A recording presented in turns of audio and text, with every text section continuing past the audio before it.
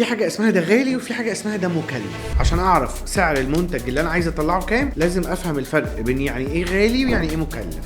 كوستي ده يعني مكلف، تكلفة خامة، جودة، انما الاكسبنسيف ده غالي. يعني ايه غالي؟ يعني على الفاضي، ما يديكش اللي وعدك بيه. الفاوندر اللي مش فاهم الفرق عمره ما هيعرف يسعر صح. فالتسعير ليه معادلة، ليه 3 مستويات. اول حاجة اسمها فلور برايسنج، تاني حاجة اسمها كومبيتيتور برايس، تالت حاجة اسمها سيلينج برايس. يعني ايه فلور برايس؟ يعني ده اقل سعر ممكن تبيع بيه من غير ما تخسر. تكلفة الخامة والتشغيل ده لو نزلت عنه تخسر يا برنس. في حاجة تاني بقى اسمها الكومبيتيتور برايس. الكومبيتيتور برايس ده هم بيبيعوا بكام، الناس اللي حواليك. تالت حاجه بقى السيلينج برايس، ده اعلى رقم الزبون ممكن يدفعه مقابل القيمه اللي شايفها. الثلاث مستويات دول بيخلوك تختار استراتيجيه. يا سلام انا عايش شويه جمل استاذ.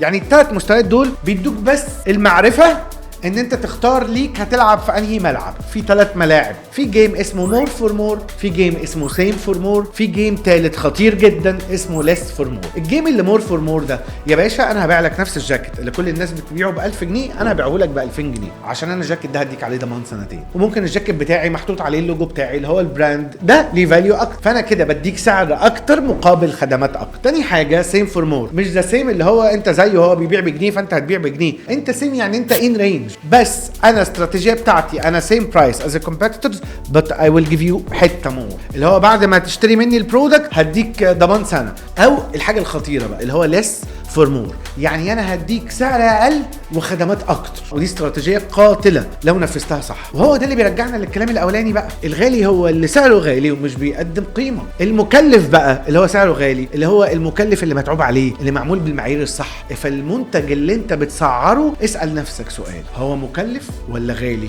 لو عجبك الكلام ده اعمل لي كومنتس هنا، تلاقيني بطلع لك تاني كل يوم.